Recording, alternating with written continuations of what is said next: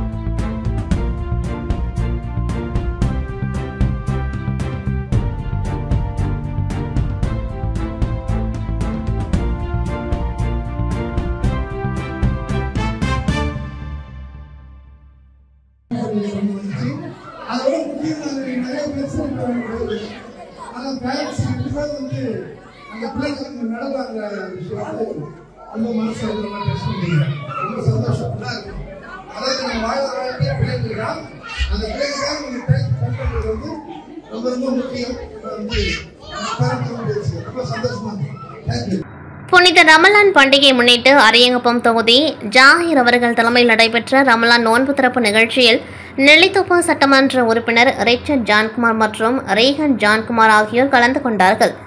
ஜாகிர் அவர்கள் வாழ்த்துரை வழங்கினர். அதனைத் தொடர்ந்து ரிச்சர்ட் ஜான்குமார் மற்றும் ரேகன் ஜான்குமார் அவர்கள் இஸ்லாமிய சகோதரர்களுக்கு ரம்ஜான் பண்டிகை வாழ்த்துக்களை தெரிவித்தனர்.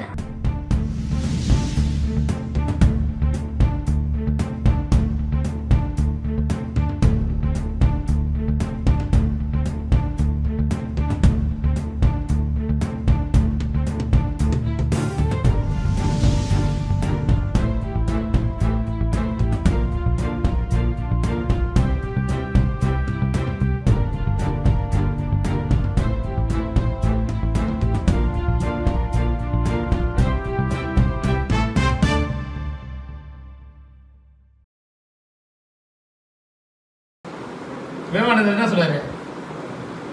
எனக்கு திறமையான சில இளைஞர்களை கூட நான் வென்று காட்டுறேன்னு சொன்னாரு. அதுமாரி என்கிட்ட இருக்கிற ஆள்லாம் எப்படிப்பட்டவங்க? திறமையானவர்கள் மட்டுமல்ல, நேர்வழியாளர்கள், நேர்மையானவர்கள். ஆமா, ஆண்டம் நியூட்டன் எலக்ட்ரான் புரோட்டான் விதிகளை கொண்டு ஒரு பொருளை பிரித்துக் கொண்டே சென்றால் ஒன்றும் இல்லை என்பது ஒரு வியப்பு. ஆனால் அந்த ஒன்றிலிருந்து தான் இந்த உலகம் உருவாகியிருக்கின்றது. அந்த ஒன்றை தான் நீ சிவன் என்கின்றாய், அவர் ஜீசஸ் என்கின்றார், நான் அல்லாஹ் என்கின்றேன். ஆனால் நான் மாறாக சொல்கின்றேன், அது என் தாய் என்று. எவன் தாயை மதிக்கின்றானோ அவனே சொர்க்கத்தை செல்வான் என்று அனாதை பிள்ளைகள் காக்கப்பட வேண்டும், ஏழைகள் துயர் துடைக்க பெரிய வேண்டும். இதெல்லாம் நடக்கணும்னு சொன்னா அண்ணனுக்கு ஒரு வாய்ப்பு தரணும். சரியா? நிறைய பேர்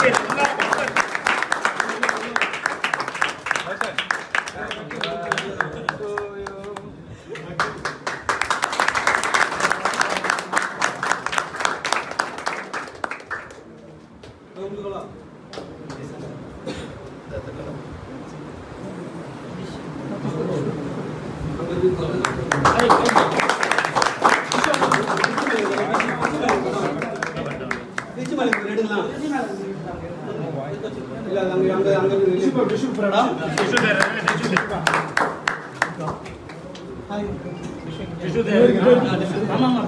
புதுச்சேரி போதைப்பொருள் தடுப்பு பிரிவு இன்ஸ்பெக்டர் ரமேஷ் மற்றும் போலீசார் நேற்று முன்தினம் இரவு நகர பகுதிக்குள் ரோந்து பணியில் ஈடுபட்டிருந்தனர். அப்பொழுது புதுச்சேரி தற்காலிக பேருந்து நிலையத்தில் போதைப்பொருள் தடுப்பு பிரிவு போலீசார் வாகனத்தில் ரோந்து வந்தபொழுது மர்ம நபர் ஒருவர் போலீசாரை பார்த்தவுடன் திடீரென ஓட்டம் பிடித்தார். உடனே சந்தேகமடைந்த போலீசார் இந்த நபரை விரட்டி சென்று பிடித்த பொழுது அவர் வழிக்கு விழுந்ததில் அவரது கையில் எலும்பு முறிவு ஏற்பட்டுள்ளது. தொடர்ந்து அவரது பையை சோதனையிட்டதில் அப்பொழுது அவரது பையில் 4 கிலோ கஞ்சா மறைத்து வைத்திருந்தது தெரிய வந்தது. இதன் மதிப்பு 1.6 லட்சம் இருக்கும். இதுகுறித்து போலீசார் விசாரணையில் புதுச்சேரி GN பாளையம் பகுதியைச் சேர்ந்த சித்தானந்தம் என்பதும் ஆந்திராவிலிருந்து கஞ்சா வாங்கி புதுவையில் விற்க எடுத்து வந்ததும் முதற்கட்ட விசாரணையில் தெரியவந்துள்ளது. தொடர்ந்து போலீசார் சித்தானந்தம் மீது வழக்கு பதிந்து கைது செய்தனர். தொடர்ந்து சித்தானந்தத்தை நீதிமன்றத்தில் ஆஜர்படுத்தி காலப்பட்டு மத்திய சிறையில் அடைத்தனர். காரைக்காலில் இருந்து மீண்டும் பயணத்தை துவங்கிய மத்திய தொழில்துறை பாதுகாப்பு படையினரின் விழிப்புணர்வு மிதிவண்டி பேரணியை மாவட்ட முதுநிலை காவல் கண்காணிப்பாளர் லட்சுமி சௌஜன்யா கொடியசைத்து துவக்கி வைத்தார். மேலும் வீரர்களை வழியனுப்பும் விழாவில் காரைக்கால் மிதிவண்டி குழுவினர் பங்கேற்று சிறப்பித்தனர். மத்திய தொழில்துறை பாதுகாப்பு படையின் 56வது உதய தினத்தை முன்னிட்டு 14 பெண் வீரர்கள் உட்பட 125 படை வீரர்கள் கடற்கரை சாலை மார்க்கமாக மேற்கு வங்க மாநிலம் கொல்கத்தாவிலிருந்து கன்னியாகுமரிக்கு 9 மாநிலங்கள் வழியாக 6553 கிலோமீட்டர் தூரம் சைக்கிளில் பயணம் மேற்கொண்டு வருகின்றனர். இந்திய கடலோர சுற்றுச்சூழல் மத்திய கடலோர பாதுகாப்பை மேம்படுத்தும் இந்த விழிப்புணர்வு மிதிவண்டி பயணத்தை கடந்த 7ஆம் தேதி மத்திய உள்துறை அமைச்சர் அமித்ஷா அவர்கள் கொடியசைத்து துவக்கி வைத்தார். இதையடுத்து அவர்கள் ஒடிசா, விசாகப்பட்டினம், விஜயவாடா, நெல்லூர், சென்னை வழியாக நேற்றிரவு காரைக்கால் வந்தடைந்தனர். தொடர்ந்து இன்று காலை மீண்டும் தங்களது பயணத்தை துவங்கினர். CISF DIG சிவகுமார், காரைக்கால் மாவட்ட லட்சுமி சௌஜன்யா, காவல் கண்காணிப்பாளர் சுப்பிரமணியன் ஆகியோர் கொடியசைத்து வைத்து சைக்கிள் விழிப்புணர்வு பேரணியை துவக்கி வைத்தனர். மேலும் வீரர்களை வழியனுப்பி விழாவில் காரைக்கால் மிதிவண்டி குழுவினர் பங்கேற்று அவர்களுடன் சிறிது தூரம் பயணித்து வீரர்களை வழியனுப்பி வைத்தனர். புதுச்சேரி மற்றும் காரைக்காலில் இன்று துவங்கி நடைபெற்று வரும் 10ஆம் வகுப்பு பொதுத் தேர்வை 26 தேர்வு மையங்களில் 174 தனியார் பள்ளிகளைச் சேர்ந்த 8632 மாணவ மாணவிகள் தேர்வுகளை எழுதி வருகின்றனர். மாணவர்கள் முறைகேடுகளில் ஈடுபடுவதை தடுக்க 20க்கும் மேற்பட்ட கண்காணிப்பு படைகள் அமைக்கப்பட்டுள்ளது. 10ஆம் வகுப்பு பொதுத் தேர்வு இன்று முதல் வருகின்ற 15ஆம் தேதி வரை புதுச்சேரி மற்றும் காரைக்கால் பகுதிகளில் நடைபெறுகின்றது. இதற்காக புதுச்சேரி பகுதியில் 20 தேர்வு மையங்களும், காரைக்கால் பகுதியில் 6 தேர்வு மையங்களிலும் மாணவ மாணவிகள் தேர்வு எழுதி வருகின்றனர். அதன்படி புதுச்சேரியில் 146 தனியார் பள்ளிகளைச் சேர்ந்த 7278 மாணவ மாணவிகளும் 573 தனி தேர்வர்களும், இதேபோன்று காரைக்காலில் 28 தனியார் பள்ளிகளைச் சேர்ந்த 497 பள்ளி மாணவர்களும் 284 தனி தேர்வர்களும் என 8632 மாணவ மாணவிகள் தேர்வுகளை எழுதுகின்றனர்.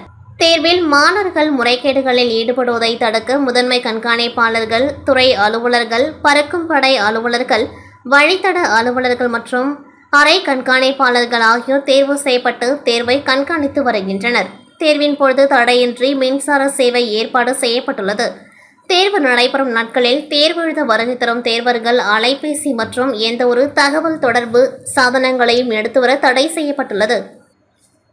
தேர்வு அறையில் மற்றும் தேர்வு மையத்தில் ஒழுங்கின செயலில் ஈடுபடும் தேர்வர்கள் கண்டறியப்பட்டால் அவர்கள் புரியும் குற்றத்திற்கு ஏற்ப தண்டனைகள் அளிக்கப்படும் எனவும் பள்ளிக்கல்வித்துறை எச்சரித்துள்ளது. புதுச்சேரி கதிர்காமம் தொகுதி சட்டமன்ற உறுப்பினரும் NR காங்கிரசின் இளைஞரணி மாநில தலைவருமான KSP ரமேஷ் MLA அவர்களின் பிறந்தநாளை முன்னிட்டு கிருஷ்ணா நகரில் உள்ள ஜாலி ஆதரவற்ற பெண் மற்றும் ஆண் குழந்தைகளுக்கான காப்பகங்களில் உணவுகளை புதுச்சேரி மாநிலம் NR காங்கிரஸ் இளைஞரணி மாநில பொதுச் செயலாளர் வழக்கறிஞர் வீரப்பன் உணவு வழங்கினார். இதில் NR காங்கிரஸ் பிரமுகர்கள் மற்றும் இளைஞர் காங்கிரஸ் உறுப்பினர்கள் திரளாக கலந்து கொண்டார்கள். மேலும் சட்டமன்ற உறுப்பினர் KSP ரமேஷின் பிறந்த நாளை வெகு விமர்சையாக கொண்டாடிய NR காங்கிரஸ் இளைஞரணி மாநில பொதுச் செயலாளரும் வழக்கறிஞருமான வீரப்பன், துணை சபாநாயகர் ராஜவேல் மற்றும் கட்சி நிர்வாகிகள் கலந்து கொண்டார்கள்.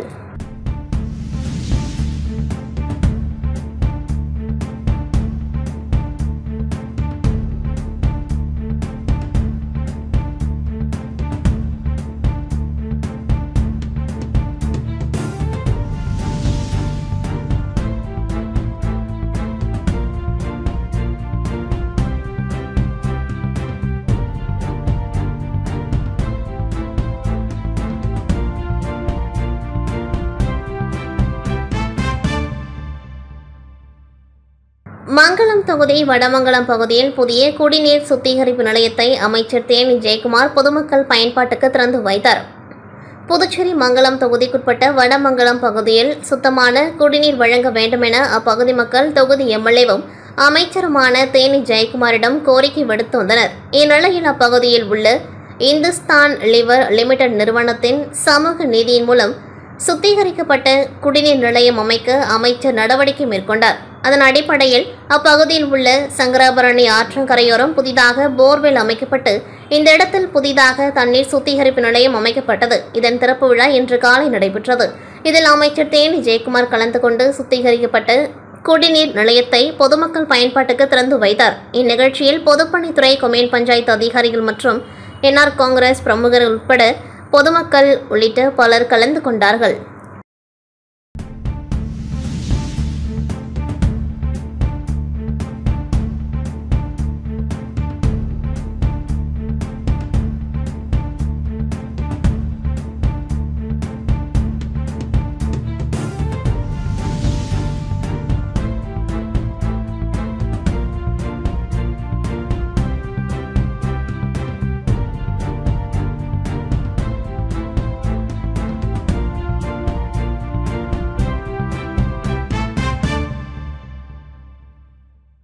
புதுச்சேரி கைவினை கலைஞர்கள் சார்பாக ஐம்பொன் சிலை சிற்பி பத்மஸ்ரீ ராதாகிருஷ்ணனுக்கு பத்மஸ்ரீ முனுசாமி தலைமையில் சால்வை அணிவித்து வாழ்த்துக்களை தெரிவித்தனர்.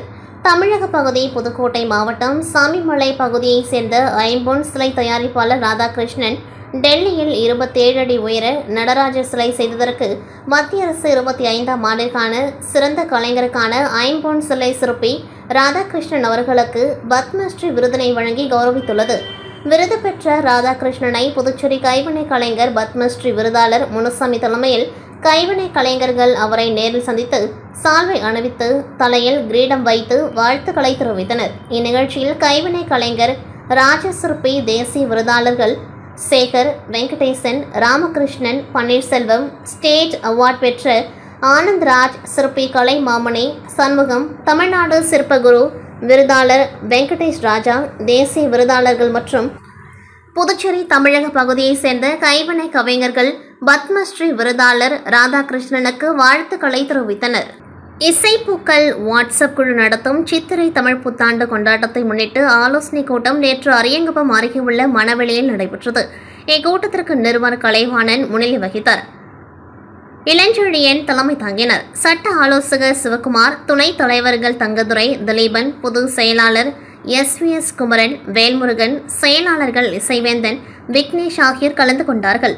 இக்கூட்டத்தில் எதிர்வரும் ஏப்ரல் 14ஆம் தேதி சித்திரை 1ஆம் தேதி தமிழ் புத்தாண்டு நிகழ்ச்சிகள் புதுச்சேரி பாண்டி மெரினா கடற்கரையில் நடத்துவது குறித்து இந்த ஆலோசனை கூட்டம் நடைபெற்றது.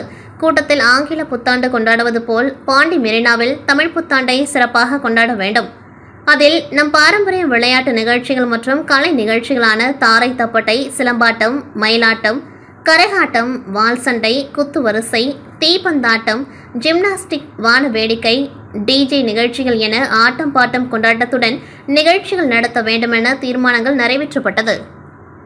புதுச்சேரி முத்தியால்பேட்டை ராமகிருஷ்ண நகரில் எழுந்தருளி உள்ள ஸ்ரீ லக்ஷ்மி ஹயக்ரீவர் ஆலயத்தில் ஒவ்வொரு ஆண்டும் பள்ளி பொதுத் தேர்வு நடைபெறும் தினங்களில் மாணவர்கள் அதிக மதிப்பெண் எடுத்து தேர்ச்சி பெற வேண்டி சகஸ்ரநாம அர்ச்சனை மற்றும் ஆராதனைகள் நடைபெறுவது வழக்கம். அந்த வகையில் இந்த ஆண்டு 10ஆம் வகுப்பு பொதுத் தேர்வு இன்று துவங்கி நடைபெற்ற ஒரு நிலையில் தேர்வு எழுதும் மாணவர்கள் அதிக மதிப்பெண் பெற்று வெற்றி பெற வேண்டி ஆலயத்தில் சகஸ்ரநாம அர்ச்சனை நடைபெற்றது. இதில் ஏராளமான பெற்றோர்கள் கலந்து கொண்டு தங்களது பிள்ளைகளின் பெயர், நட்சத்திரம், ராசி ஆகியவற்றை சங்கல்பம் செய்து சிறப்பு பிரார்த்தனையில் ஈடுபட்டனர். தொடர்ந்து லக்ஷ்மி ஹயக்ரீவருக்கு மகா தீப ஆராதனை காண்பிக்கப்பட்டது.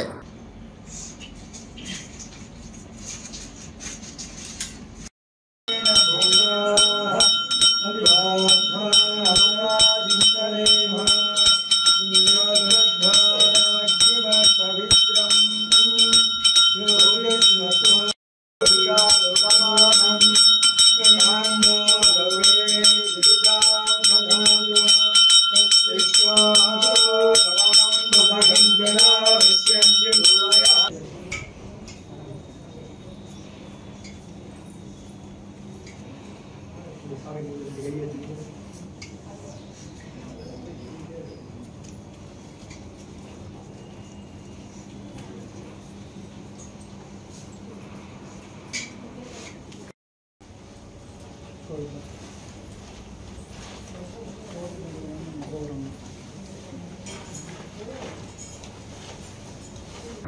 புதுச்சேரி மாநிலம் காரைக்கால் அடுத்த கோவில்பத்து பகுதியில் பிரசித்தி பெற்ற அருள்மிகு ஸ்ரீ சுயம்பரத பஸ்வனி சமேத ஸ்ரீ பார்வதீஸ்வரர் சுவாமி தேவஸ்தானம் உள்ளது. இவ்வாலயம் மேற்கு திசை நோக்கி அமைந்துள்ள இவ்வாலயத்தில் ஆண்டுதோறும் பங்குனி மாதத்தில் ஒரு வார காலம் மாலை நேரத்தில் சூரியனின் ஒளி இறைவன் மீது நேரடியாக விழும். ஸ்ரீ சூரிய பகவான் ஸ்ரீ பார்வதீஸ்வர சுவாமியை வழிபட்டதாக கூறப்படுகின்றது. அதன்படி ஆண்டுதோறும் பங்குனி மாதத்தில் சூரிய பூஜை விழாவாக ஒரு வாரம் கொண்டாடப்படுவது வழக்கம். அதன்படி இந்த ஆண்டு சூரிய பூஜை விழா இன்று துவங்கியது.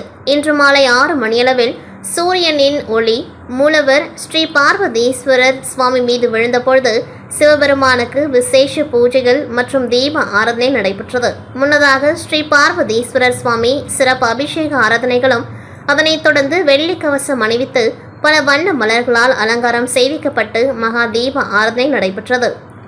ஸ்ரீ பார்வதீஸ்வரர் சுவாமியின் மீது சூரிய ஒளி நேரடியாக விழும் காட்சியினை ஏராளமான பக்தர்கள் கண்டு சுவாமி தரிசனம் செய்தனர். தொடர்ந்து சூரிய பகவானுக்கு தீப ஆராதனை நடைபெற்றது.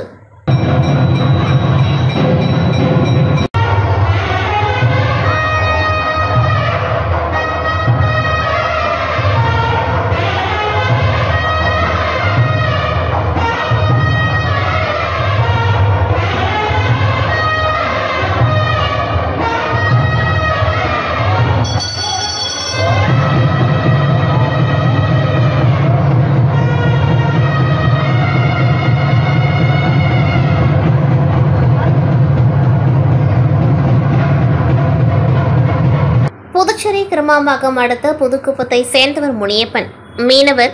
இவர் கடந்த 2021ஆம் ஆண்டு 5 வயது சிறுமியை கடத்தி சென்று பாலியல் தொல்லை கொடுத்ததுடன் யாரிடமும் தெரிவிக்க கூடாது என மிரட்டியுள்ளார். இதையறிந்த சிறுமியின் பெற்றோர் அளித்த புகாரின் பேரில் கிருமாம்பாக்கம் போலீசார் போக்சோ பிரிவின் கீழ் முனியப்பன் மீது வழக்கு பதிந்து கைது செய்து சிறையில் அடைத்தனர். இந்த வழக்கு விசாரணை போக்சோ நீதிமன்றத்தில் நடந்து வந்தது. அரசு சிறப்பு வழக்கறிஞராக பச்சையப்பன் ஆஜரானார். வழக்கு விசாரணை முடிந்த நிலையில் நீதிபதி சுமத்தி நேற்று தீர்ப்பு வழங்கினார். அதில் குற்றவாளி முனியப்பனுக்கு 12 ஆண்டுகள் சிறை தண்டனை மற்றும் ரூபாய் 26,000 அபராதம் விதித்தார். மேலும் பாதிக்கப்பட்ட சிறுமிக்கு இழப்பீடாக அரசு ரூபாய் 2 லட்சம் வழங்க வேண்டுமெனவும் தீர்ப்பு வழங்கினார். புதுச்சேரி முத்தியால்பேட்டை ஸ்ரீ லட்சுமி ஹயக்ரீவ பெருமாள் திருக்கோவிலில் 10ஆம் தேர்வு தொடங்கியதை அடுத்து மாணவர்கள் பெற்றோர்களுடன் வந்து 1008 சகஸ்ரநாம அர்ச்சனையில் பங்கேற்றனர். லட்சுமி ஹயக்ரீவரின் சகஸ்ரநாம அர்ச்சனை மாணவர்கள் தேர்வில் அதிக மதிப்பெண் பெறுவதற்காக மேல் படிப்பில் சிறந்து படிப்பதற்காக செய்யப்படுகின்றது. இதனையடுத்து புதுச்சேரி முத்தியால்பேட்டை ஸ்ரீ லட்சுமி ஹயக்ரீவ திருக்கோவிலில் 10ஆம் வகுப்பு தேர்வு இன்று தொடங்குவதை அடுத்து மாணவர்கள் பெற்றோர்களுடன் வந்து 1008 சகஸ்ரநாம அர்ச்சனையில் பங்கேற்றனர். மலர்களால் அலங்கரிக்கப்பட்ட ஹயக்ரீவர் பெருமாளுக்கு மலர்களால் அர்ச்சனை செய்தவாறு 1008 சகஸ்ரநாம அர்ச்சனை செய்யப்பட்டு மாணவர்களுக்கு பெருமாள் காலடியில் வைக்கப்பட்ட எழுது பொருட்கள் வழங்கப்பட்டது.